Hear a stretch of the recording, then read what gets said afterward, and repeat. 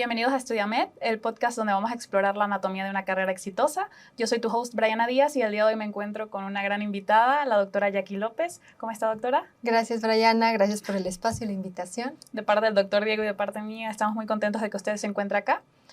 Para darle un background a nuestras personas que nos ven acerca de usted, la doctora Jackie es una reconocida médico con bastante presencia en redes sociales, es médico general, egresada de la NAWAC.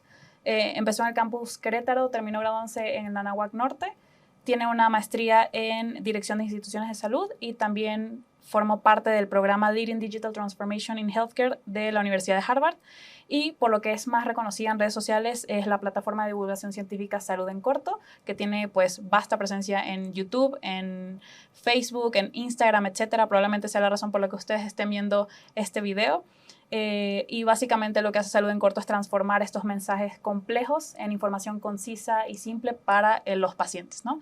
Bienvenida, doctora Jackie. Muchas gracias, Brianna. Pues sí, así fue. Empezamos con Salud en Corto y fue tomando forma el proyecto y todo empezó porque queríamos encontrar un nicho para que la gente se empezara a interesar un poco más en la prevención, tuviera dudas, acudiera a nosotros y nosotros lo canalizáramos correctamente y a una atención médica. Vale, excelente. Este podcast va generalmente dirigido, lo puede ver cualquier persona, pero nuestro enfoque son algunas personas que estudian ciencias de la salud o la carrera de medicina, entonces me gustaría indagar un poco en cómo fue que empezó en su carrera o qué la llevó a estudiar medicina brevemente. Claro, bueno, lo he contado antes y la verdad, pues siempre lo he dicho, yo no tenía idea de qué era la carrera de medicina. Claro. Y lo fui descubriendo mientras la estudiaba. En mi familia no había médicos, solo mi abuelo era dentista, pero estaba muy alejado de lo que hoy es la carrera de medicina. Y realmente yo lo que quería era ser dermatóloga, pero ni siquiera sabía que tenía que entrar primero a medicina interna. Es más, yo cuando empecé a estudiar medicina no sabía que era medicina interna. Claro. Entonces, cuando yo veo en mi listado de materias medicina interna, no tenía idea. Realmente tuve muchísima suerte porque yo creo que mucha gente empieza así, no tiene la menor idea de hacia dónde va, y la disciplina que se necesita y la disciplina que es la medicina. Y tuve mucha suerte porque me encantó. O sea, me encantó. Cada cosa que descubría me gustaba más. Luego también me di cuenta que dermatología no era lo que yo quería. Entonces, pues en ese momento yo creí que iba a ser como un colapso, pero no, ya había descubierto otras áreas y otras especialidades que me encantaban: hematología, medicina interna, incluso infectología, por ejemplo, wow. Endocrinología. Y yo a los 18 años me diagnosticaron con hipotiroidismo y tenía muchísimas dudas porque realmente endocrinólogos no había en Querétaro. Que es de hecho uno de los videos más virales que tiene en su plataforma, ¿no? Claro, contando que tengo hipotiroidismo.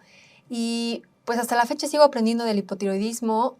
Desgraciadamente en México estamos muy limitados y los especialistas también, o sea, carecen de muchos conceptos que hoy me han beneficiado, que los he encontrado en otras áreas, que los he encontrado estudiando yo por mi cuenta.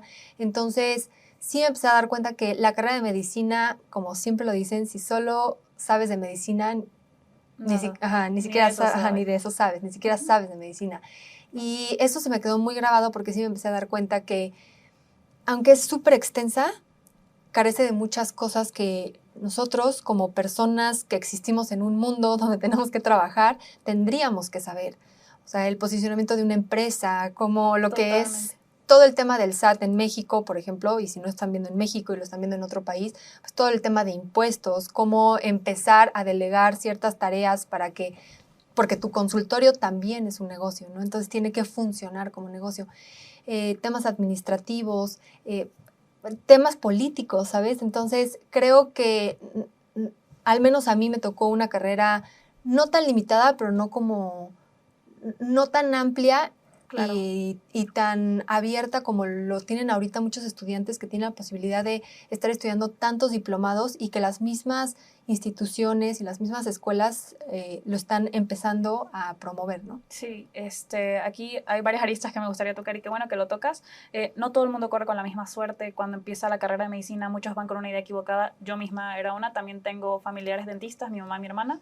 Tengo una tía anestesióloga, pero era muy poco el acercamiento que yo tenía con ella respecto a la medicina. Entro por un tema más bien, yo creo que de ego al inicio, pues voy a ser médico, ¿no? Soy de Venezuela, entonces en medicina en Venezuela como que tiene pues cierto nivel adquisitivo, ya lo has mencionado en otros podcasts, no te haces millonarios jamás y nunca siendo médico, pero para la situación del país yo dije, bueno, es una escapatoria, ¿no? Entro y me doy cuenta que es completamente diferente la realidad. En algún momento también me planteé ser dermatóloga, porque también existe como el estigma, ¿no? Del dermatólogo que pues receta cremas, gana dinero, etcétera. Bueno, ya por ahí eso es un tema importante, ¿no? Pero luego mencionas de que ahora existen como más herramientas para los estudiantes, diplomados, cursos. Tienes razón. O sea, a medida que el internet y la globalización van sucediendo, yo también he encontrado muchísimas herramientas, pero también es fácil como divagar en este mundo de tantas cosas y siento que también necesitas como cierta, bueno, guía, ¿no? En este camino. Y es por eso es bueno tener algunos tutores, pero no sé cómo veas la diferencia, por ejemplo, entre universidades. Digo, no me quiero ir tanto por esa rama, pero viniendo de una universidad privada y yo habiendo estado en universidades públicas, también me llama un poco la atención que lo menciones. ¿Cómo checan esto de este tipo de información o cómo te la presentan en las universidades privadas? Porque pensaría yo o pensarían las personas que de pronto se tienen menos oportunidades, ¿no? Y se habla menos de temas de cultura general en universidades públicas o se nos enseña menos a cómo ser un adulto funcional, ¿no? En una universidad privada o una universidad pública. No sé si por ahí tengas algún comentario, pero creo que esto también viene desde la primaria, la secundaria y la escuela. No tenemos ese tipo de información o formación en las escuelas y mucho menos cuando empiezas a estudiar medicina. En la universidad está tan enfocada a que el médico se vuelva médico y luego especialista, que en ningún momento, al menos yo recuerdo durante mi formación, y creo que a usted también le pasó lo mismo, me plantearon la idea de, tú como médico general eres una persona totalmente funcional, estudiaste más años que la mayoría de las personas, no eres más que nadie, pero pues estudiaste demasiado tiempo como para no creerte que eres una persona que puede funcionar en la sociedad, ¿no? Eso pasa con los médicos. Pues soy médico general, no sirvo, ahorita no sirvo para nada.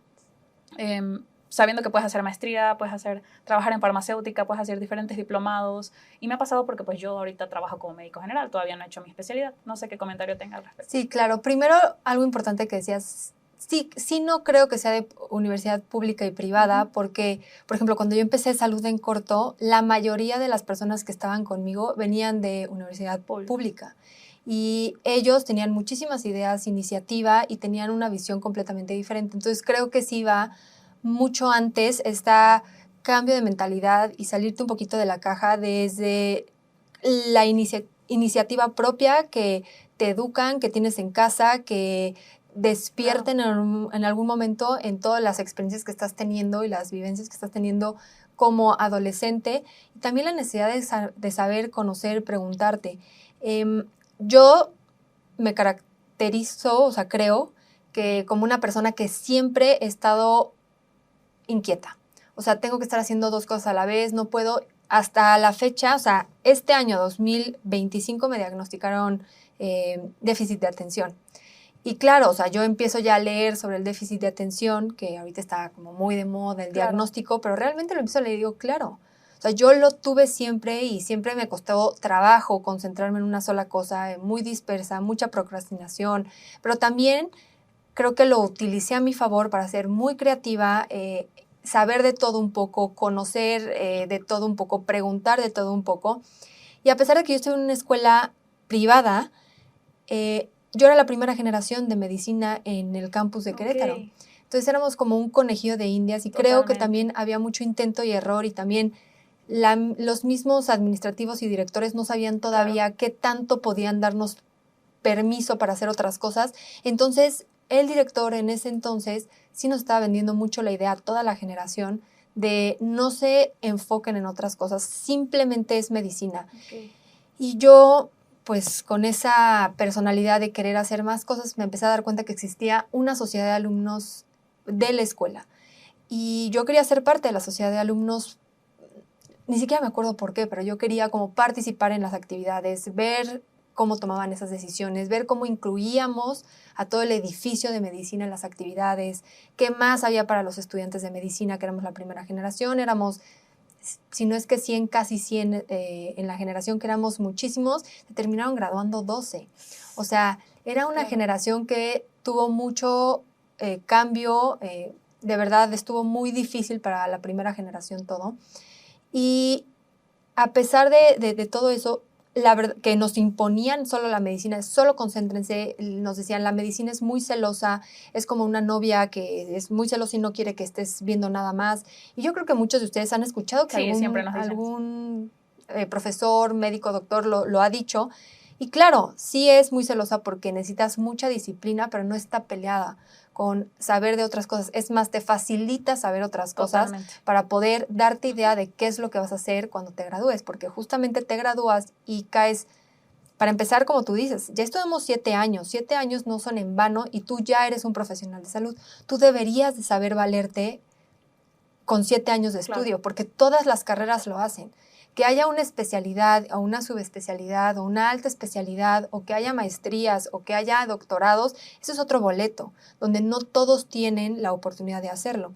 Pero la carrera de medicina o médico general ya es una profesión. Claro. Y lo tenemos que entender así porque no sé en qué momento se perdió. Entonces, retomando un poquito de universidad pública y privada, yo no creo que despertar esa iniciativa de saber un poquito más tenga que ver algo con lo público o lo privado. Sino que más bien viene de uno.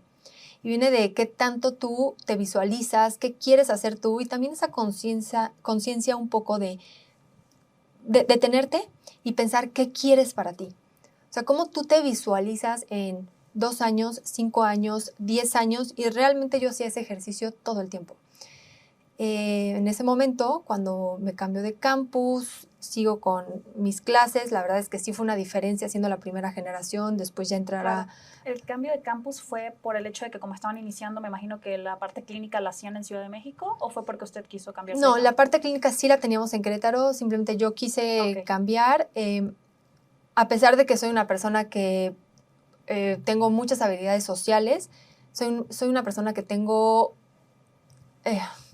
podemos ponerlo así, soy un poco hater, ¿sabes? Entonces me desespera cuando la gente habla, cuando no pone atención. Claro. Yo era la Batería típica... social baja. Sí, totalmente. Yo era la típica que los asientos o los pupitres estaban... la edad, o sea, ya nadie dice pupitre, no, yo creo. Digo, en Venezuela se dice pupitre. Pero bueno, para sentarte en el salón, las mesas eran de 2. ¿No? Yo nunca quería que la gente estuviera alrededor de mí. A mí no me gustaba platicar con mis compañeros en momentos libres. Sí platicaba con ellos pues, porque ahí están, pero realmente si yo pudiera alejarme, lo hacía. Entonces era un tanto antisocial porque realmente me gustaba enfocarme en mis apuntes, en mi estudio. No era una persona... nerd porque realmente no tenía las mejores calificaciones, pero es que realmente mi mente estaba todo el tiempo creando y viendo de qué manera podía relacionar lo que estaba aprendiendo con la vida real y hacerlo negocio. Entonces, todo el tiempo estaba creando y a mí me estorbaban las voces.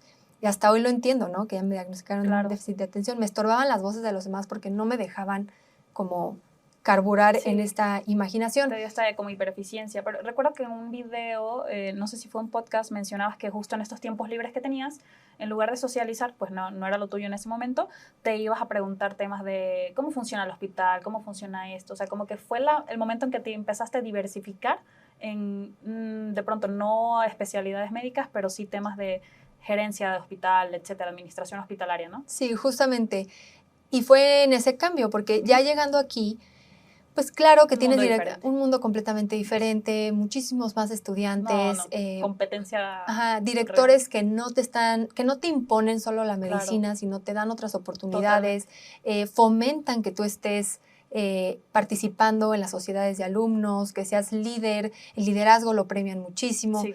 Entonces creo que entré como pez en el agua a una universidad donde estaba fomentando todo lo que yo estaba buscando. Entonces me sirvió muchísimo el cambio y ahí fue cuando me di cuenta que, número 1, la medicina, porque siempre estaba pensando, ok, si no voy a ser dermatóloga, entonces voy a ser internista y después me voy a hematología. O sea, siempre estaba con esa mentalidad que es lo que te empiezan a sembrar desde antes de entrar a la carrera, ya traes esa idea. ¿Qué vas a Cuando hacer, llegué aquí me di cuenta que no es que no fuera necesario, es que hay miles de opciones para ejercer tu profesión.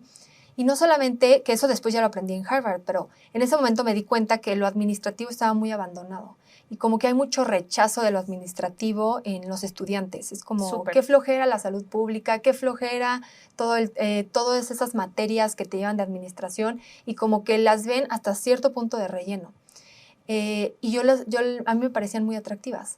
Entonces me empecé a dar cuenta que éramos un nicho muy pequeño que nos interesaban ese tipo de disciplinas y que además a mí me apasionaban.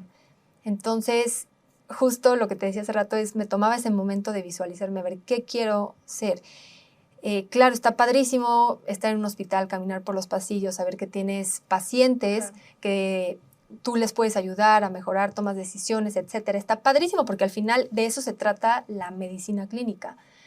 Pero también hay otro mundo.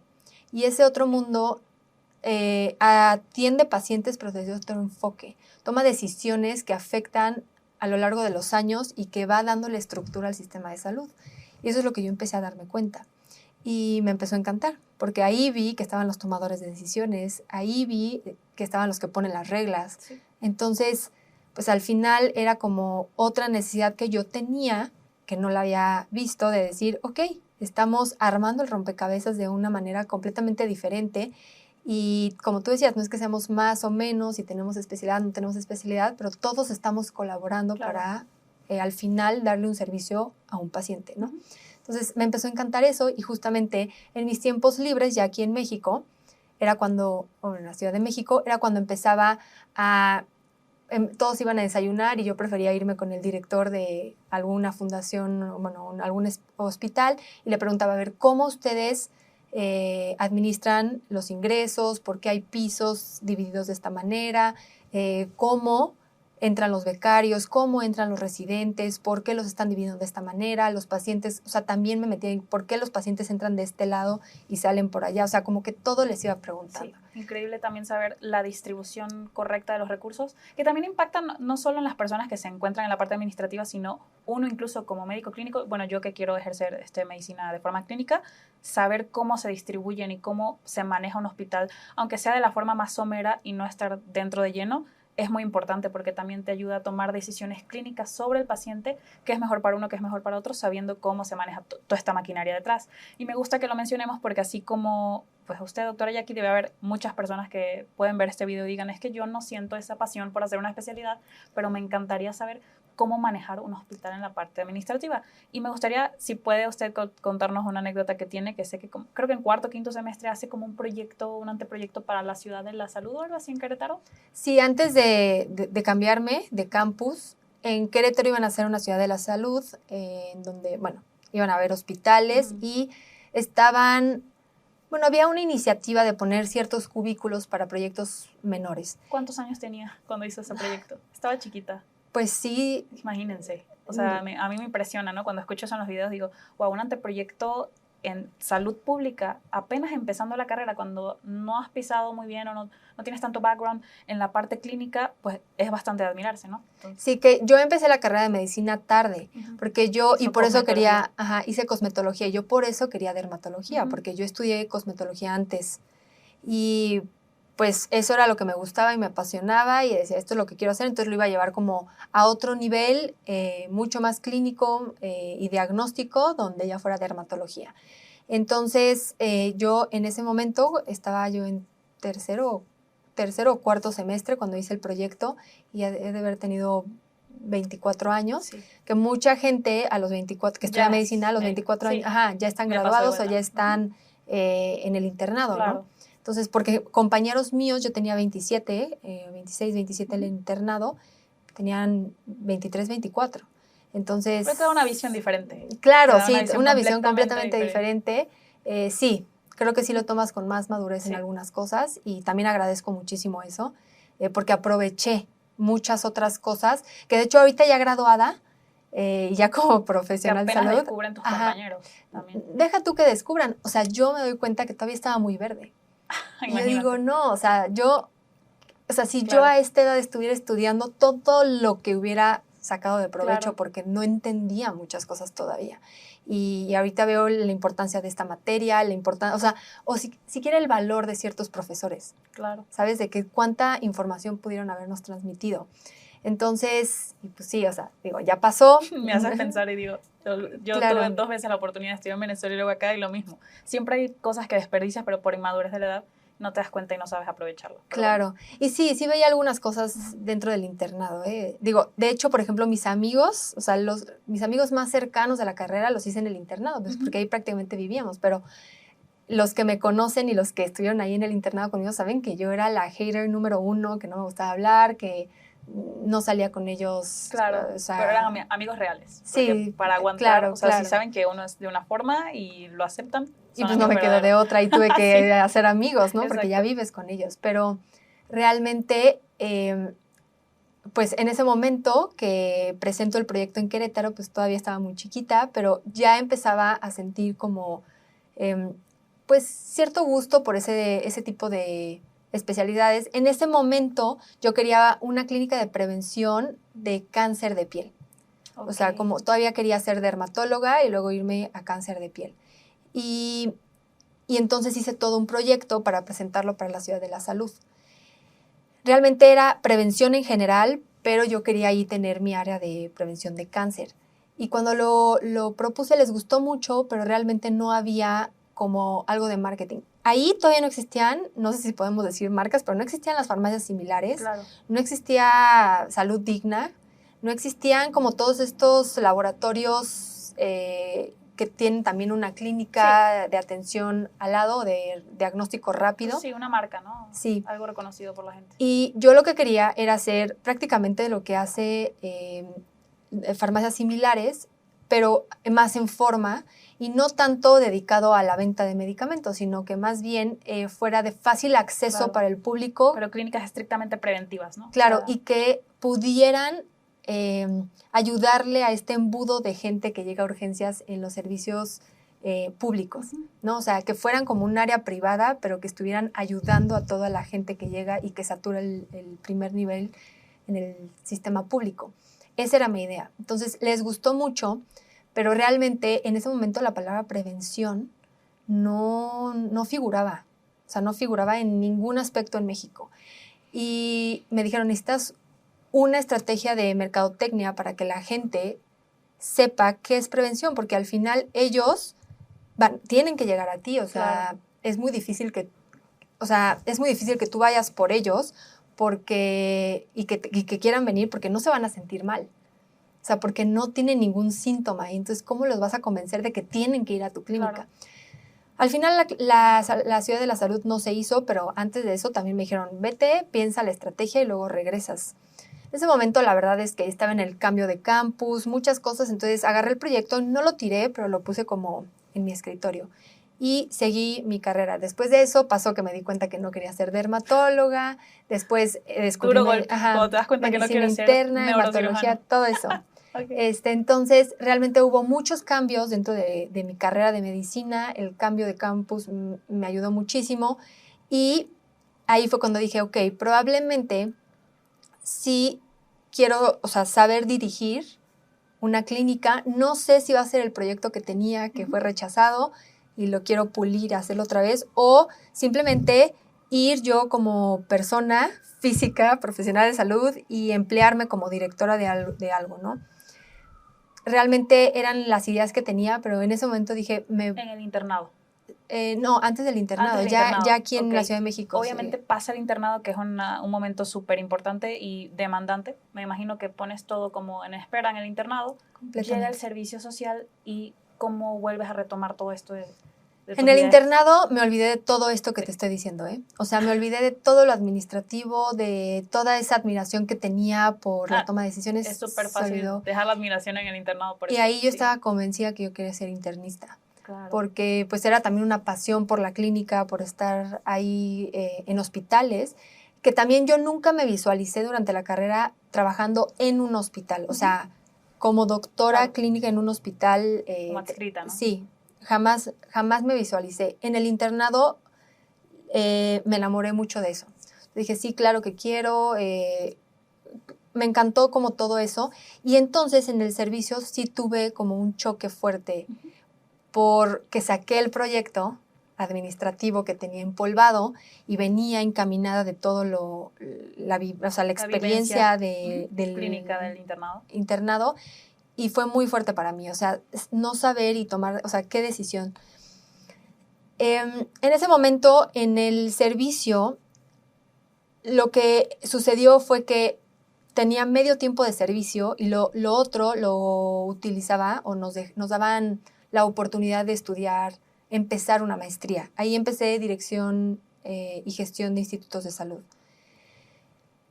Sí me gustó, pero no fue suficiente la maestría para convencerme de que eso es lo que tenía que hacer. Okay. Entonces, aún así yo tenía como, pues no sabía realmente cuál era el camino que tenía que tomar. Hasta que lo empecé a hacer. Tuve la oportunidad de entrar al radio, en Radio Fórmula. Los miércoles tenía un mini segmento. Un mini segmento donde hablábamos de salud. Y realmente descubrí un mundo de una necesidad del público de querer hablar de salud. No había podcast de salud, había muy pocos programas que hablaban de salud. Estaban los típicos de Tu ADN, no sé, en la tele. Solo había una doctora a nivel nacional que hablaba. ¿Ya habías creado la imagen de la doctora Jackie en ese momento? O sea, nada. simplemente fue la oportunidad de una médico general o en su servicio social que hablaba en Radio Fórmula y la tomaste. Exactamente. Okay. Y ahí me invitaron, era gente que yo conocía, de hecho era una persona que vivía muy cerca de mí y que era como mi vecino, y me dijo, oye, yo tengo un programa, están ofertando 15 minutos para que hables de... Primero eran 7 minutos y después fueron 15 minutos, después fueron 35 y luego ya llegamos a... Casi todo el miércoles era de salud y se hacía una mesa de debate, pues entre chistosa, política, o sea, todos opinaban y pues bueno, me albureaban, decían cuánta cosa, se hacía muy divertido y se pasaba... Claro, se pasaba muy rápido el tiempo, pero ahí me di cuenta que realmente la gente escribía, preguntaba, los miércoles sí había mucha audiencia en el radio, o sea, los que escuchaban. La gente que trabajaba en otros foros se quería quedar a escuchar el bloque. Entonces, ahí fue cuando ya existía la plataforma Salud en Corto, que no sé si la gente sepa, pero antes de Salud en Corto le iba a poner Perla Médica. Okay. Se iba a llamar Perla Médica, o sea, como las perlas de la medicina. Sí, las perlas. Entonces, y ahí alguien en el radio me dijo, no, hombre, porque van a pensar que tú te llamas Perla. Y entonces dije, bueno, entonces nos vamos por Salud en Corto. Está muy bien. O sea, no hubiese yo pensado que tu nombre es Perla pero como soy médico, pienso diferente. Creo que hubiese sido como muy dirigido a estudiantes. Perlas. Claro. O sea, veo muchas cuentas que son dirigidas a... Estudio para el ENARM. Bueno, perlas médicas, ¿no? Claro. Pero excelente que se haya llamado Salud en Corto. Qué buena decisión. Sí, justo. Ya en el radio me decían Perlita. O sea, ay, Perlita. ¿No? Okay. Entonces, pues porque les dio risa. O sea, y porque ellos no eran del mundo de la salud. Nosotros sí hablamos eso, pues sí les digo, las perlas médicas entienden perfecto. Pero ellos no entendían por qué. Me fui por Salud en Corto. Ya había una plataforma. No salía yo en la plataforma. Okay. Simplemente eran infografías, videos, pues como nada más de imágenes. ¿Qué hacías tú? Los hacía la productora que me consiguió el espacio. Vale, quienes producían el espacio de Radio Fórmula. Pero era muy básico. Yo hacía el contenido. Claro.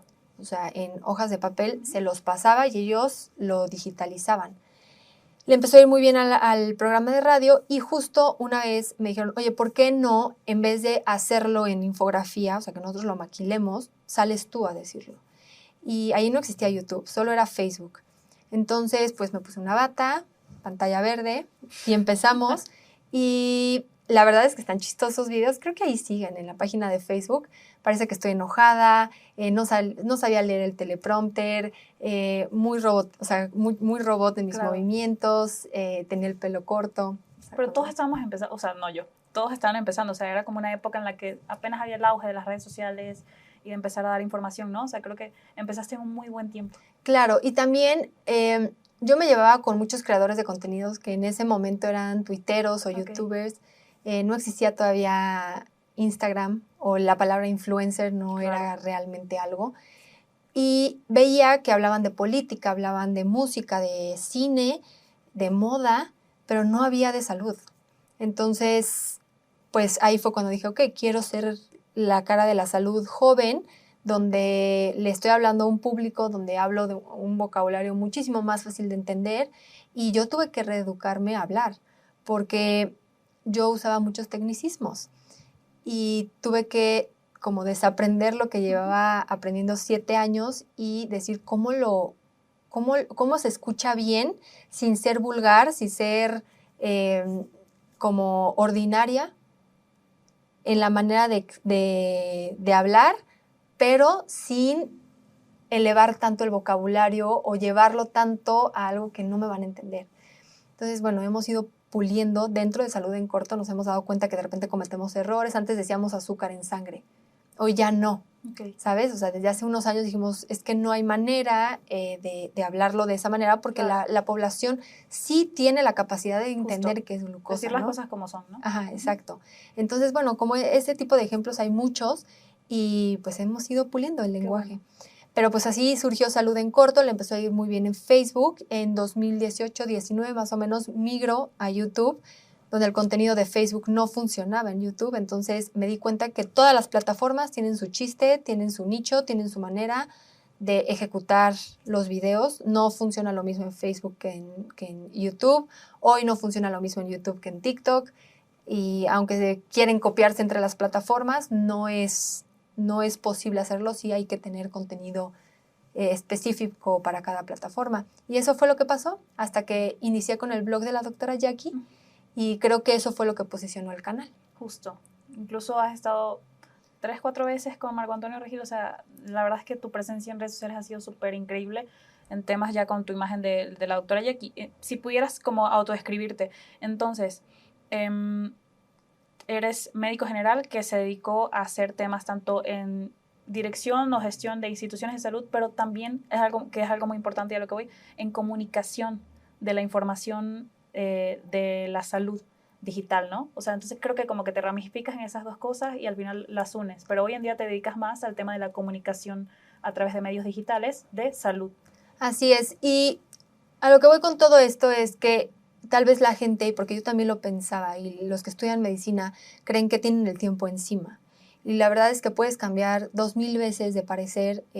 Todo lo que aprendes te funciona, todo lo que aprendes es valioso y tal vez en este momento no encuentras un porqué o no le encuentras el valor, pero en unos años te vas a dar cuenta que eso que aprendiste en una materia, en una clase, que supiste observar, tuviste paciencia y lo tomaste en serio, te puede funcionar para tomar mejores decisiones en un futuro.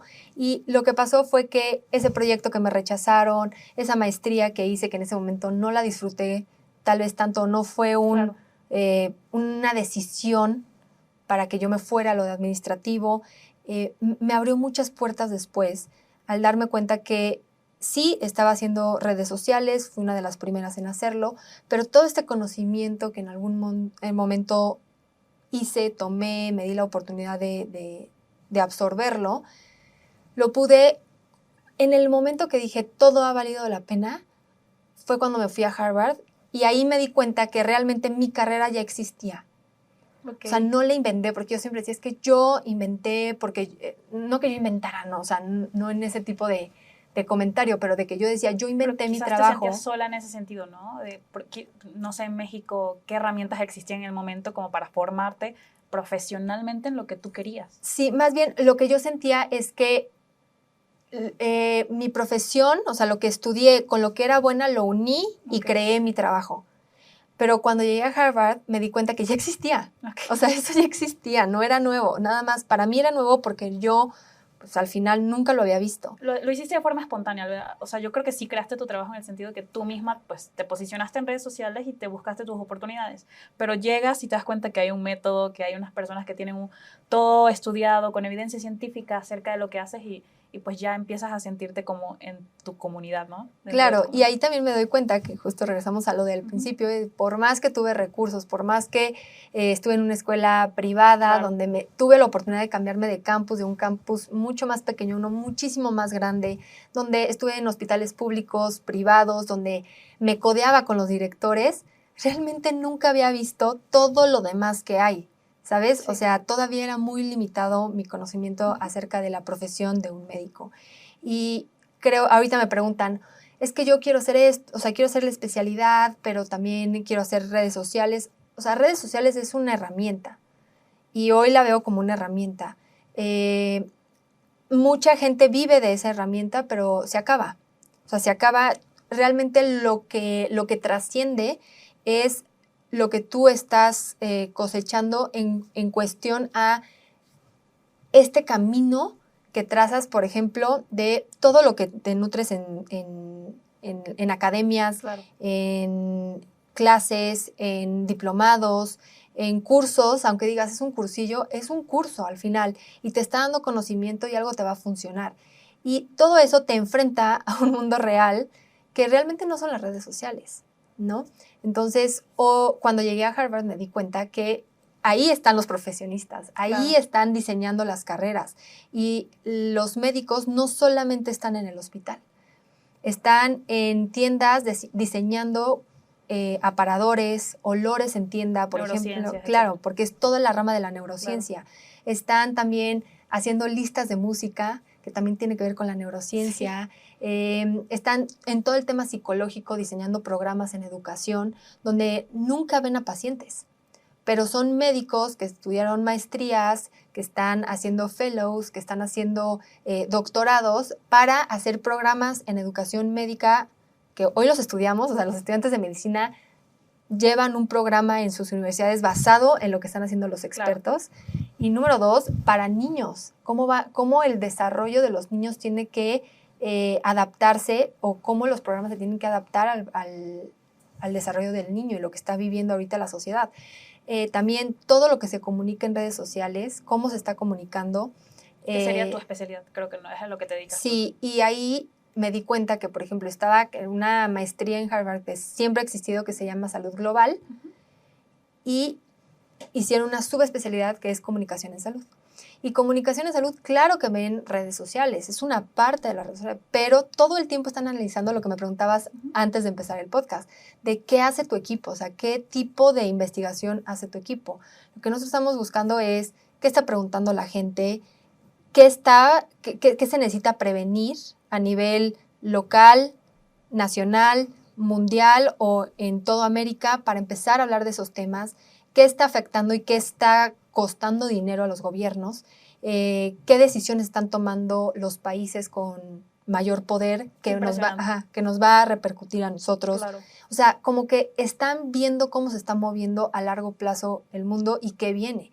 Por ejemplo, de hecho, voy a hacer una publicación, o sea, no publicación científica, pero en redes sociales voy a publicar hablar de eso porque está muy padre de cómo por generaciones hay epidemias y pandemias que nosotros mismos podemos prever, ¿no? Entonces, en mi época fue mucho todos los trastornos alimentarios, ¿no? Luego vienen problemas de salud mental. Ansiedad, depresión, sí, esa exacto. Es mi época.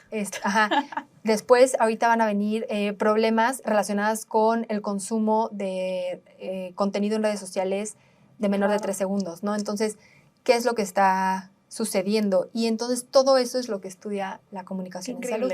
Entonces te dedicas como a asesorar todas estas estadísticas y con eso puedes ayudar a no solo pues personas como naturales, sino empresas, ¿no? Incluso gobiernos, etcétera. ¿Has tenido algún acercamiento con temas gubernamentales o solo trabajas como con empresas privadas, etcétera? No, sí, hemos trabajado con gobierno. De hecho, durante la pandemia estuvimos con diferentes institutos ayudándoles justo a su comunicación.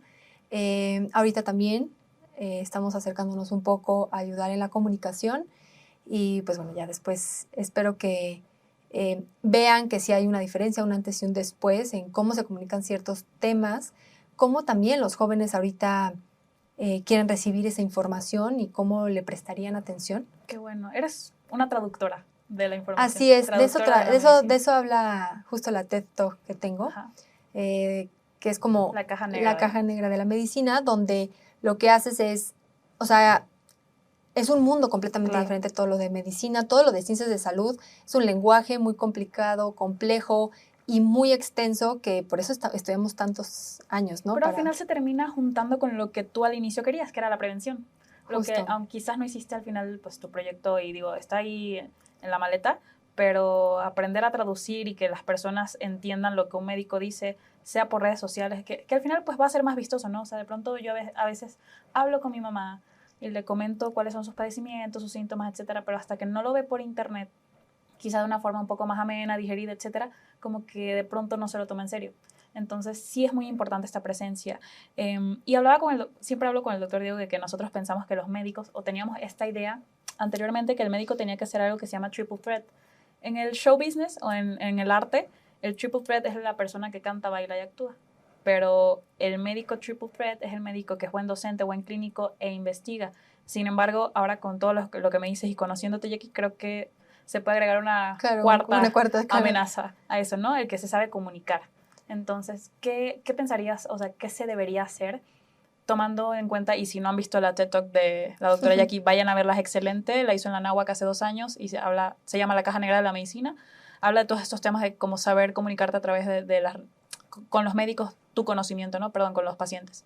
Entonces, ¿cómo podríamos incorporar, digo, como médicos desde temprano este tema de la comunicación? ¿Se debe incorporar desde la universidad desde temprana edad o en caso de que pues no se pueda hacer porque no sé, los distintos pensums de las universidades pues no lo incorporen, ¿cómo nosotros mismos podemos hacer para mejorar o sopesar esto e impactar en prevención en los pacientes? Claro, sí creo que hay una parte de la persona que tiene, que ya se trae, ¿no? Claro, o sea, que nace con el sabes, talento. Ajá, Claro. Hay gente que simplemente por más que lo ensayen, no es su nicho, no es su área y por eso están metidos en otro tema de los profesionales de salud. Claro. Pero al final sí hay muchas cosas que podemos desarrollar siendo estudiantes de medicina, que empecemos a adaptar ciertas conductas, empecemos a ciertas disciplinas y habilidades y hasta competencias que nos ayuden en un futuro a ser mejores clínicos, mejores explicando al paciente, tener mucha más empatía, porque al final sí, siempre existe la clase de médico-paciente, claro. ¿no? Siempre la vamos a tener, claro. Pero realmente, ¿qué es lo que tienes que aprender ahí? O sea, ¿cuál es el fin de esa clase? O sea, el respeto que tienes que tener con el paciente, el protocolo que tienes que tener. ¿Cuál es el protocolo realmente? O sea, hoy, por ejemplo, y nada más por gusto, estoy estudiando porque no creo ejercerlo en algún momento, pero estoy estudiando, quiero saber qué es la medicina funcional, que viene en tendencia fuertísimo, ¿no? Es un área que viene mucho en Estados Unidos, ya hay mucho médico funcional en México y muchos clientes me piden que comunique la medicina funcional y yo no sé cómo comunicarla porque para mí es algo completamente nuevo. Entonces me inscribí a un diplomado de medicina funcional para entenderlo y es un protocolo completamente diferente cómo acomodan el consultorio, ¿no? Entonces, cómo se dirigen al paciente, cómo lo involucran en el tratamiento, en el diagnóstico.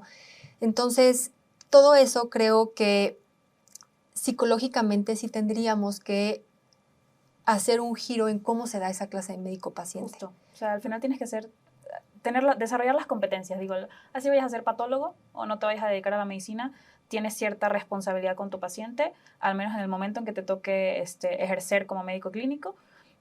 Y sí, yo recuerdo también ver clases de relación médico-paciente muy someras, muy por encimita. Digo, sí te decían, pues, tienes que ser respetuoso, etcétera. El tema de la mujer y su pudor, hombres, de qué lado te vas a sentar y revisar al paciente, pero el tema de la evidencia científica detrás de eso creo que sigue faltando, o la conexión psicológica, que nos ayuda de pronto a entender mejor el por qué se tiene que comunicar de cierta forma las cosas, cómo hacer que la persona verdaderamente entienda o cerciorarnos de que la persona entendió lo que nosotros dijimos, porque muchas veces el paciente se va del consultorio y dice, sí doctor, sí entendí, sale y dice, no entendí nada, me siento mal, no sé qué tengo, mejor voy con otro médico, ¿no? Que me explique mejor. Claro, no sé si la estadística ha cambiado, pero cuando yo estudiaba, estaba documentado que el 5%, o lo voy a decir de la otra manera, el 95% de las personas que llegaban a un consultorio eran consultas sentidas, lo que significa que no tenían absolutamente nada médico más que solo querían platicar con alguien. Sentían esa necesidad y sentían un malestar Claro. por no encontrar un lugar seguro donde poderse expresar. Y sabiendo eso, entonces no sé si la estadística ya cambió en 2025, pero sabiendo eso, no creo que haya cambiado mucho porque pues 95 era muchísimo. Claro. Entonces, si bien puede ser si quieres un 80, pero sigue siendo muchísimo. Realmente son 80% de las personas que llegan a nuestro consultorio lo que quieren es que las escuchemos. Entonces, desde ahí partimos con cuánta paciencia, cuánta capacidad vamos a tener de realmente escuchar y poder guiar a las personas para que encuentren un bienestar sin ni siquiera darles un medicamento o un tratamiento.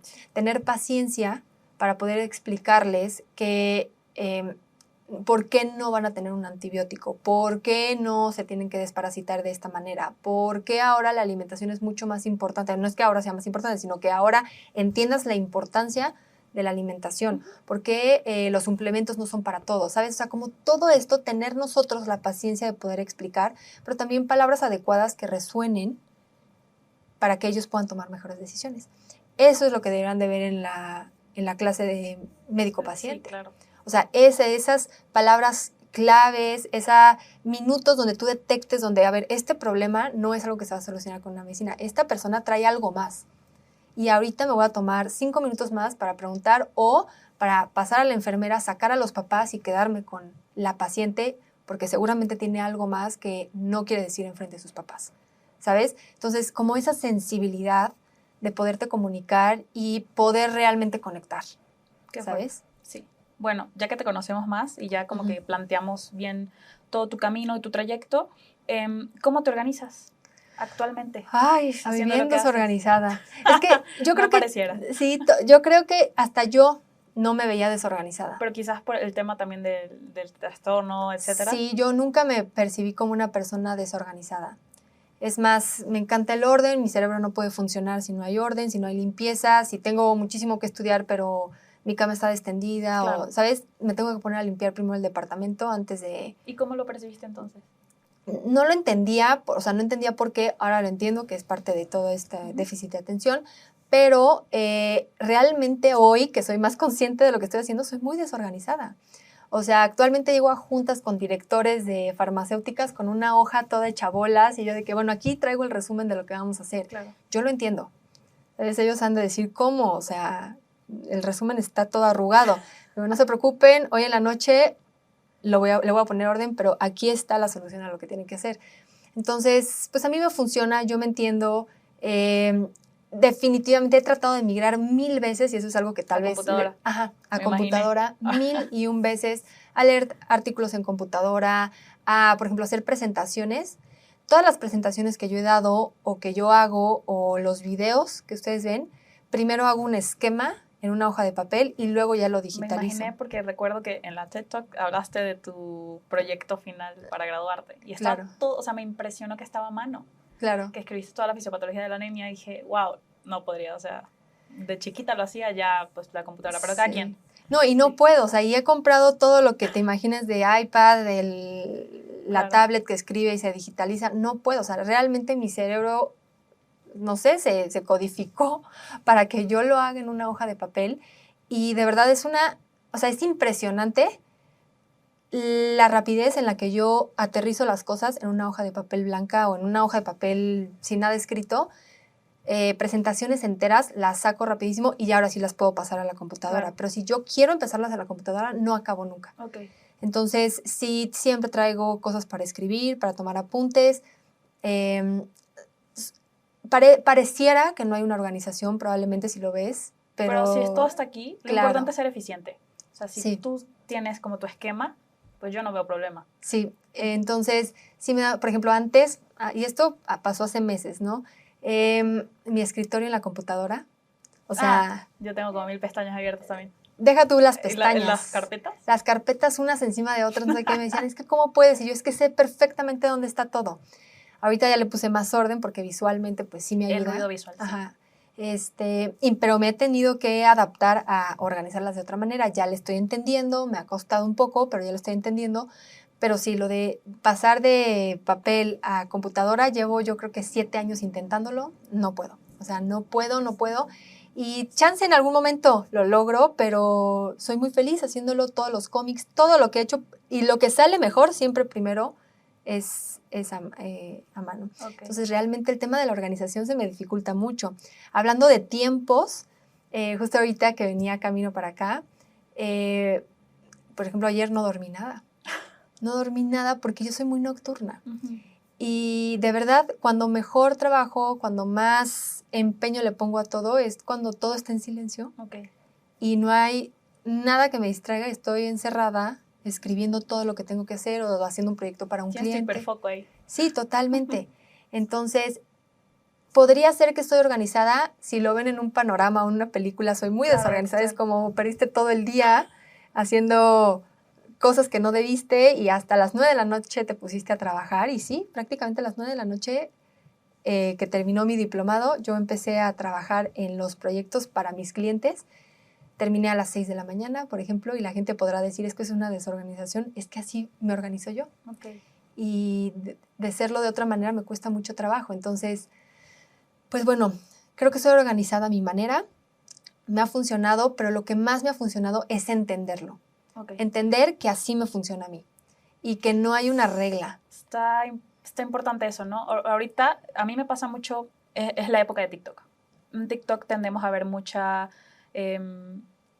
organización que de pronto te tiende a bajar un poco la autoestima, sobre todo el estudiante de medicina, que tiene ese estereotipo de que tiene que ser el estudiante perfecto, que tiene que tener las horas perfectas, levantarse, ir al gimnasio a la madrugada, tal, tener todo su área de trabajo pristina, y yo nunca fui así. Entonces, como que me orillaba a decir, es que soy menos que ese estudiante que no tiene la vida resuelta u organizada. Y nos damos cuenta que no todo el mundo viene del mismo lado. Hay personas que ni siquiera tienen los recursos como para tener el lugar de estudio, etcétera, o que gente que trabaja, gente que tiene hijos y estudia la carrera, y que como les funcione, o sea, lo tienen que hacer porque lo tienen que sacar, pero terminan siendo eficientes. Entonces, yo también, a mí me costó en algún momento el decir, no todo tiene que ser como por regla, ¿no? O como se ve en las redes sociales, perfecto. Si a ti te funciona de cierta forma, así sacas las cosas y te sientes bien con ello, pues adelante, ¿no?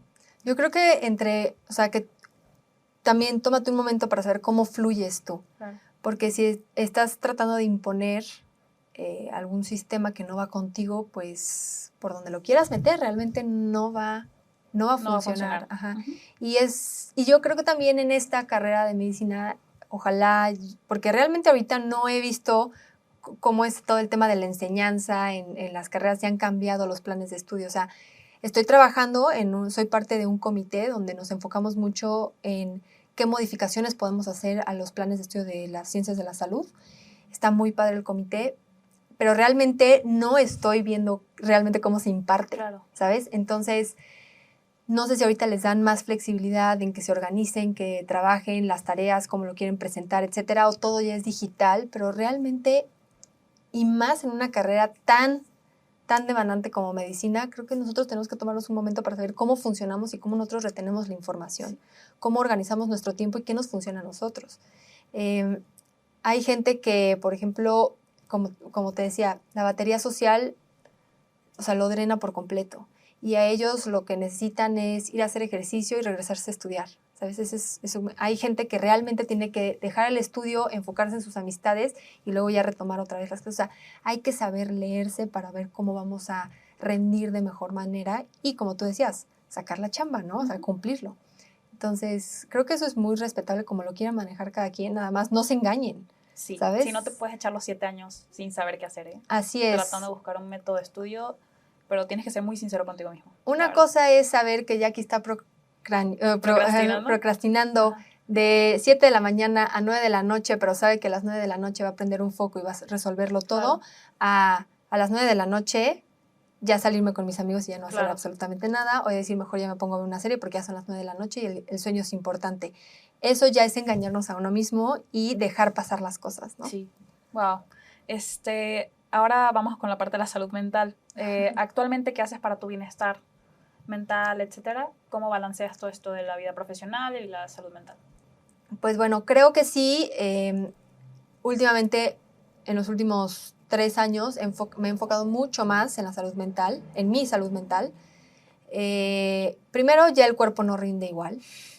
O sea, tengo 34 años y ya no rindo como antes. Entonces, sí he tenido que dejar algunas cosas, pausar otras y enfocarme mucho en mí, pues porque muchas cosas dejan de funcionar, claro. ¿Sabes? O sea, y no estoy hablando nada más de mi cuerpo, sino también, o sea, el entorno, cómo me funcionaba antes yo, las herramientas que tenía ya no son las mismas, ¿sabes? O sea, ya no tengo la misma capacidad de hacer muchísimas cosas. Y incluso desvelarme para mí era pan comido, ¿eh? Yo ya no puedo y tengo 27. No, claro, no o sea, puedo, yo nada, absolutamente nada. El año pasado lo sentí y dije, ya no puedo. O sea, desvelarme 2 días de no dormir, 2 días a la semana, sí, ya me mata. Entonces, claro que no rindo igual en el día, Sí, totalmente. mi batería social está todavía mucho más desgastada, estoy irritable, no tengo hambre, o sea, se descompone todo. Entonces, ahí sí, dentro de toda mi desorganización, que solamente yo me entiendo, sí tuve que hacer un espacio para empezar a ver mi salud mental y entenderme a mí un poco. Ahí fue cuando me di cuenta que tenía déficit de atención, porque yo ya lo había sentido, pero vas con algún profesional de salud, le platicas, le dices, oye, creo que tengo esto, y me dice, no, ya, todo el mundo lo tiene. O sea, todo el mundo cree que lo tiene. No, nada Sí. más estás muy dispersa, nada Sí. más estás con burnout. No, o sea, tuve un burnout porque no escuché lo que necesitaba mi cuerpo y la manera en la que yo debía de organizarme. Hoy que lo entiendo, sí, tomo terapia cada semana. Hubo en algunos años que tomaba 2 terapias, porque hay terapias para cada cosa, o sea, hay terapias conductivo-conductual, Sí. hay otro tipo de terapias como más alternativas, holísticas, o sea, bueno, lo que necesitemos, pero también, por ejemplo, he escuchado mucho al cuerpo lo que necesito en temas de terapias físicas, masajes. Me recuerdas a mi mamá. No, Mi es mamá que siempre me dice, hazte masajes. Y yo no lo, o sea, de chiquita decía, es que eso es de adultos, por no decir de vieja. Eso es de adultos. Pero hoy en día digo, ocupo masaje, de verdad necesito sí, masaje. O sea, sí, aparte sí, de estar sí. tomando relajante Ir con el muscular. fisioterapeuta, Justo. hacer ejercicios de estiramiento, o sea, Totalmente. que tal vez no es el masaje, pero tú mismo estirar. No, pero claro. Entonces creo que lo he ido incorporando porque yo no lo sabía. A pesar de que soy profesional de salud, yo no sabía cómo hacerlo conmigo. Y la verdad es que nosotros como estudiantes de medicina, o bueno, cuando yo era estudiante de medicina, no nos daba el tiempo de hacerlo. No. Y Te enseñan a tolerar el estrés más. Bueno, no te enseñan. Tú te sí, las arreglas aprendes. para, Ajá. aprendes a tolerar el estrés, pero nunca te dan esa, al menos en mi caso, creo que en el tuyo también, no te dan esas herramientas para ir liberándolo, ¿no? Claro, Quizás ahorita, y la verdad es que a mí si no me no tocó. aprendes a tolerarlo, te quedas. Sí. Entonces, sí es un poco demandante, bueno, muy demandante para los médicos y los profesionales de salud en general, el ritmo al que te obligan a estar y después cobra factura. Claro. Entonces, pues sí, también les sugiero que en el momento que tengan ese tiempo donde probablemente están estudiando para el ENARM, salen del internado, porque el internado al final es un año donde sí tienes que tener una disciplina, ¿no? O sea, una disciplina va a terminar, es un año que todos sabemos que es pesado y se pasa mucho más rápido de lo que pensamos. Nunca, bueno, yo creo que nunca te vas a arrepentir de dar lo máximo en el internado. Porque se acaba, realmente se acaba y luego lo extrañas, ¿sabes? De decir, es que, o sea, fue rapidísimo, hubiera hecho esto, me hubiera encantado repetir esto. Bueno, al menos así fue mi experiencia. Yo sé que yo tuve muy buen internado, pero en el tema de horas de no descansar, realmente nunca me pesó porque sabía que se iba a acabar. Pero yo me tardé en escucharme a mí después del internado. Claro. Tal vez por mi generación, no estábamos acostumbrados. Hoy se habla mucho más de la salud mental. Lo bueno es que ya lo estoy haciendo. Llevo 3 años escuchando qué necesito, probando diferentes terapias, diferentes métodos de respiración, meditación. Yo nunca pensé que fuera a meditar. Y hoy la meditación me gustó mucho cuando lo aprendí a hacer, porque hay que aprender a hacerlo.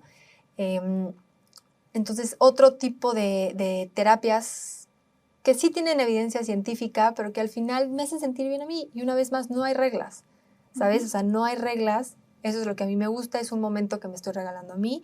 Incluso el cuidado como el skincare. Claro.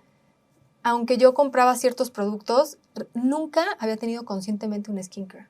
Nunca. O sea, hasta que ya cobro factura, llegan los 33 años y ya me empiezo a ver arrugada. Y digo, no, a ver, No o sea, se ve arrugada.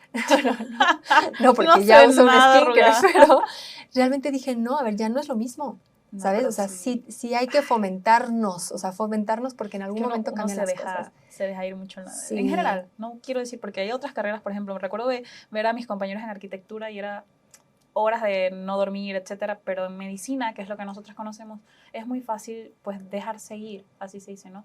Y yo también, o sea, me costó mucho tener esa disciplina de eres disciplinado en estudio, ok, pero no eres un adulto completamente funcional o integral, porque en otras cosas no eres disciplinada. O sea, no te cocinas tu comida como tiene que ser, no duermes las horas que deben de ser cuando no tienes guardia, no estudias a las horas que te corresponden cuando tienes que estudiar porque luego te va a pasar factura, no sabes cuáles son las cosas más importantes en este momento o saber qué es lo que te conviene o no.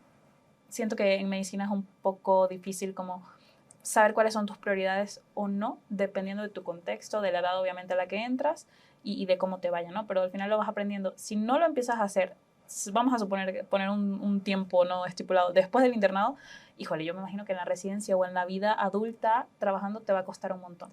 No, claro, y la verdad es que sugiero que sí se tomen esa, o sea, es que realmente se trata de estar presentes, porque Sí. esto que digo de se tomen 5 minutos para ver cómo se visualizan, qué es lo que están sintiendo, cómo se organizan ustedes, cómo fluyen ustedes, es simplemente estar presentes y qué les está diciendo su cuerpo en este momento, o sea, cuáles son las necesidades que están teniendo. Obviamente la carrera es muy demandante y hay veces que por más que quieras irte a dormir, pues no puedes porque tienes que estar al pendiente de muchas cosas en el hospital, ¿no? Pero bueno, es lo que les digo, en algún momento eso termina. O sea, eso termina y tú puedes tomar diferentes decisiones. ¿Te apasiona, te gusta ese ritmo de vida, fluye contigo, va contigo? Sigue en una carrera clínica donde vas a seguir haciendo guardias, puedes dar todavía más de ti en ese aspecto. Pero si no va contigo y te sientes que te estás drenando, te está agobiando de más, ya terminó el internado, que es un paso que todos tenemos que pasar. Ahora toma decisiones que vayan contigo, ¿no? Donde te puedas tomar un poco más el tiempo, donde probablemente puedas administrar tu tiempo de otra manera, convivas con otras personas, los temas de conversación sean completamente diferentes. Si yo conozco, compañeros que les agobiaba muchísimo el tema de tener un paciente a su cargo. O sea, muchísimo, a pesar de que éramos internos o en el servicio social, era como, es que no puedo, o sea, para mí me agota mentalmente saber que él depende de mí. No me puedo ir a dormir, no puedo descansar, no puedo disfrutar mis vacaciones. Y al final hacen especialidades que hoy no son felices, ¿sabes? Porque siguieron un patrón que no se supieron escuchar y es como, no pasa absolutamente nada que tú te des cuenta en el internado que no te apasiona o que no es para ti, que no fluyes, que te estás agotando. No hay que confundir que el internado agota a todo mundo, ¿no? Por las horas, las guardias, el exceso de trabajo. Pero una cosa es que estés disfrutando el estar ahí presente y otra cosa es que digas, esto no es para mí, lo voy a terminar. Porque mucha gente puede decir, renuncio, no quiero, aborrezco esta carrera, es totalmente aceptado, ¿no? Y la verdad hay que respetarlo, ¿no? Pero hay gente que dice, sí me gusta la carrera, sí me apasiona, pero el internado no lo estoy disfrutando. Ahí es cuando hay que dar un paso atrás y decir, ok, ¿qué otras opciones hay? Yo como médico general ya soy un profesional, o sea, ya soy profesionista en este mundo. ¿Qué otras opciones, dónde puedo hacer valer mi profesión? Y es difícil aprender a tomar decisiones que no desde el ego. Eso le pasa mucho al médico, o sea, tienes obviamente una imagen de lo que espera de ti la sociedad, o incluso me voy a un núcleo más pequeño, la familia. Lo que espera tu papá, lo que espera tu mamá, tu hermano, mi hijo el médico, mi hermano el médico, y luego decir, oye, es que yo sí podré ser muy médico y todo, pero detesto ejercer en un hospital y no quiero. ¿Qué van a decir de mí? Es complicado. Y luego también el sentimiento de culpa cuando eres médico por tener esta responsabilidad tan fuerte, porque pues en teoría depende de ti en parte la vida de las personas. O sea, digo en parte porque pues las enfermedades pues nosotros no las ocasionamos, pero ya una vez que llegan pues es nuestro papel, ¿no? Tratar de solventarlo. Este sentimiento de culpa de si hago algo más que me beneficie a mí, estoy dejando de hacer algo que pueda beneficiar a mi carrera o al paciente. Si voy, no sé, ejemplo, a salir, a hacer esto, temas de ocio, al cine, estoy dejando de estudiar y a veces no terminas haciendo nada. Claro. Ese sentimiento de culpa genera procrastinación y te quedas en un trance en, ok, no quiero, o esa perfección que tiene que tener el estudiante de medicina, ok, no salgo porque mi responsabilidad es quedarme a estudiar, pero no estás estudiando al 100%, la verdad es que es imposible, o sea, entonces te quedas como en ese debate, ¿no? Y otra pregunta que te quería hacer es, a lo largo de la carrera yo he tenido tutores que me han llevado a estar donde estoy el día de hoy, gracias a Dios, el Doc Diego es uno de ellos. ¿Tienes algún tutor o tuviste algún tutor durante la carrera que te haya marcado? O, por ejemplo, alguna herramienta que utilices que te haya hecho crecer herramientas, puedes decir hasta libros que te hayan hecho crecer, pero me interesaría como esta parte, tanto un tutor, una persona humana, como algún libro, alguna herramienta, recurso. Pues en el primer semestre yo conocí a una maestra que se llama Bárbara Tijerina. Ella no es del área de la salud. Ella nos daba comunicación, una materia de comunicación. Pues, fíjate. Ajá. Y ella marcó muchísimo mi carrera. O sea, la manera en la que ella se expresaba, la libertad con la que ella hablaba. O sea, de verdad, de temas, se reía de ella misma. O sea, era una persona que de verdad yo admiraba toda su persona. Me acuerdo que ella tenía como... Ella quería que en Twitter Pedro Ferriz, que era, bueno, un periodista, le escribiera. Y ella todos los días llegaba y nos decía, es que ya le tuiteé esto a Pedro Ferriz, ya hice esto para que Pedro Ferriz voltee a verme, ya hice no sé qué. Y un día, durante la clase, Pedro Ferriz le contestó y bueno, se puso a gritar. Y dije, qué padre poder como tener una meta que al final es sencilla, claro, pero no es tan sencilla porque al final era una persona importante, sí, Pedro pública. Ferriz, pública, y lo consiguió y disfrutarlo de esa manera como, no sé, o sea, nos transmitía tanta su importancia y cómo era un peldaño más arriba en sus logros, poder hacerlo porque de esa manera iba a hacer otro proyecto y así iba como ir escalonando, que de verdad dije, es que sí quiero aprender mucho de cómo ella analiza toda la vida y la toma de decisiones y cómo pianito, o sea, como poco a poco, lo va logrando para, pues al final, estar feliz. Era lo que nos transmitía, o sea, yo quiero hacer esto, o sea, como yo me veo haciendo esto. Hoy tiene un libro, es ella también una persona, o sea, está padrísima como todo lo que ella transmitió hacia mí y me marcó muchísimo. Y creo, bueno, hasta la fecha es muy mi amiga. Y la verdad es que admiro mucho todo lo que ha hecho, pero justamente ella me dijo un tip que nunca se me va a olvidar, es este momento que estamos viviendo, o sea, el que sea, por más aburrido que sea, siempre piensa que nunca lo vas a volver a vivir. Toma foto, Víctor. Ajá, entonces nunca lo vas a volver a vivir. Entonces cambia toda la perspectiva de cómo estás viviendo el momento, porque dices que nunca voy a volver a estar sentada aquí, nunca me voy a volver a sentir aquí, nunca voy a decir lo que estoy diciendo otra vez, el ambiente nunca va a ser el mismo, nunca voy a tener esta edad, ¿sabes? O sea, como todo lo que estás viendo, nunca voy a estar sentada con esta persona, este profesor nunca me va a estar volviendo a decir lo que me está diciendo. Entonces cambia absolutamente todo y esa clase la tomé el primer semestre de la carrera. Me sirvió para toda la carrera.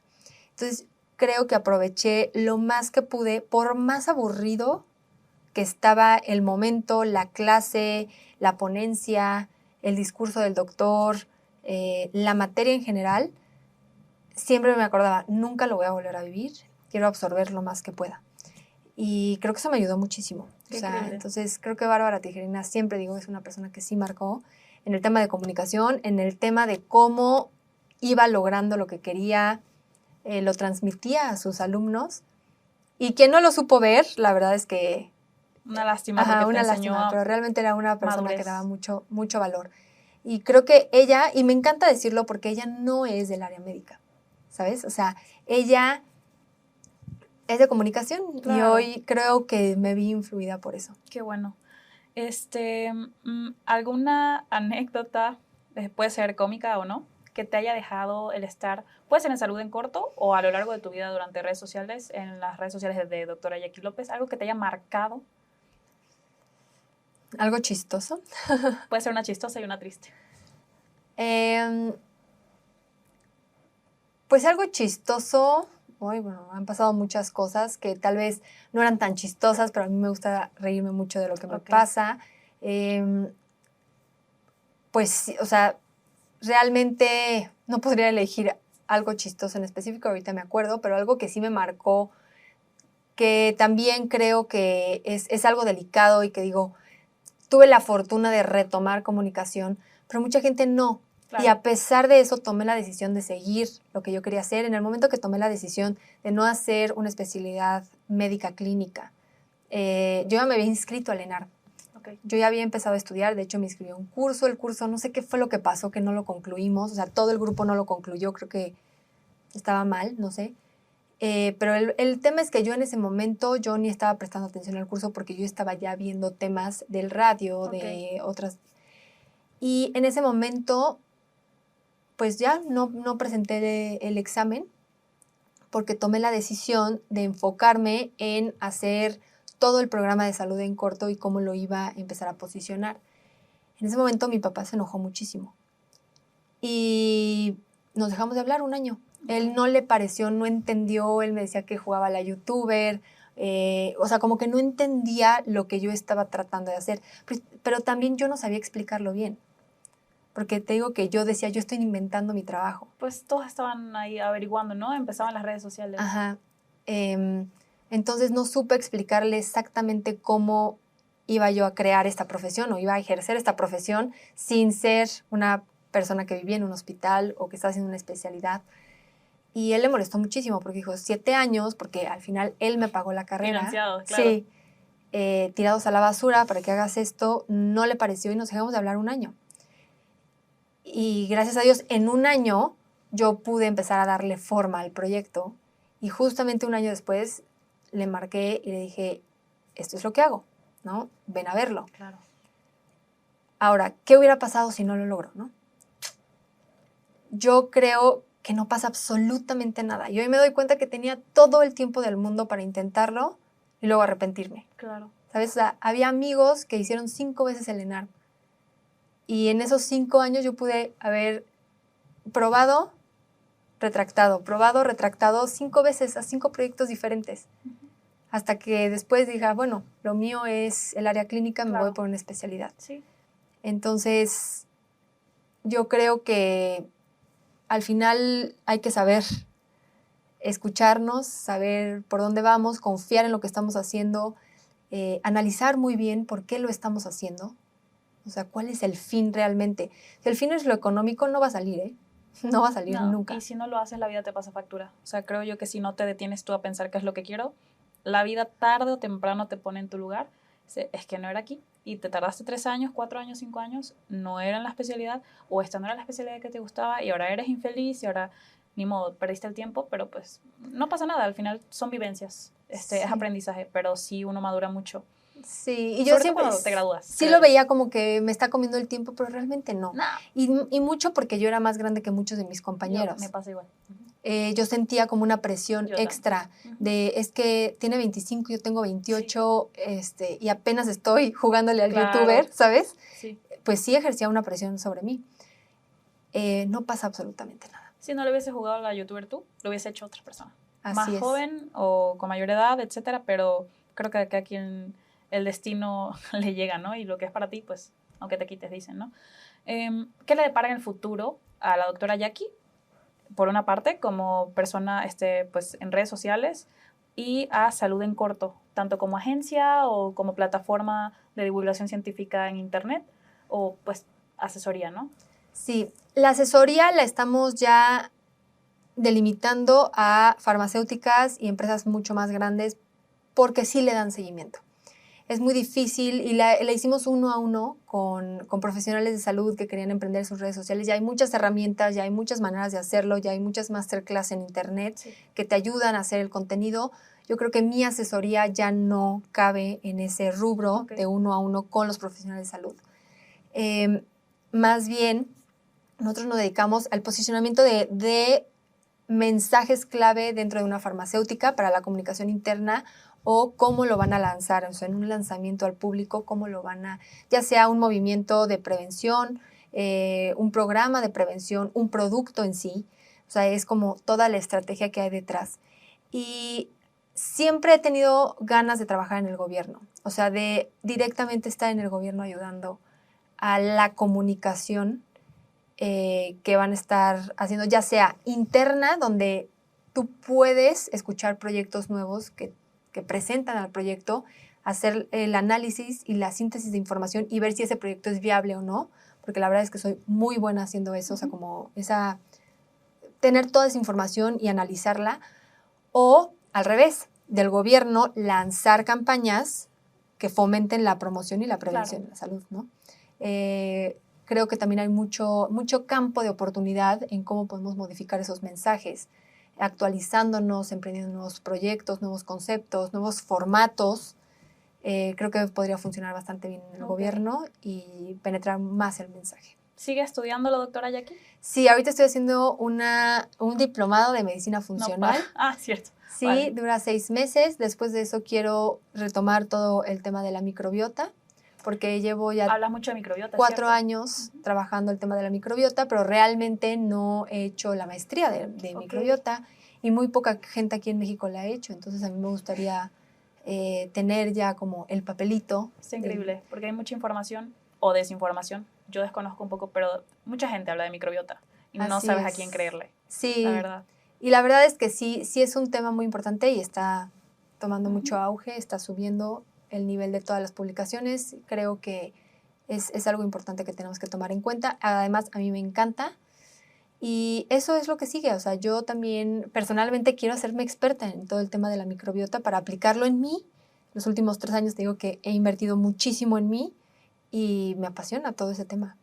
Qué bueno. Ay, muchísimas gracias. Ya se nos acaba el tiempo, pero estoy demasiado emocionada de que este haya sido nuestro primer capítulo, para los que no lo sepan todavía, con la doctora Jackie, y me emociona, pues también un poco estoy sesgada porque eres mujer, entonces ver mujeres como con cierto liderazgo en medicina y que hayan tenido pues este camino transitado que creo que fue bastante arduo y que te has ganado todo el reconocimiento que tienes hasta el día de hoy.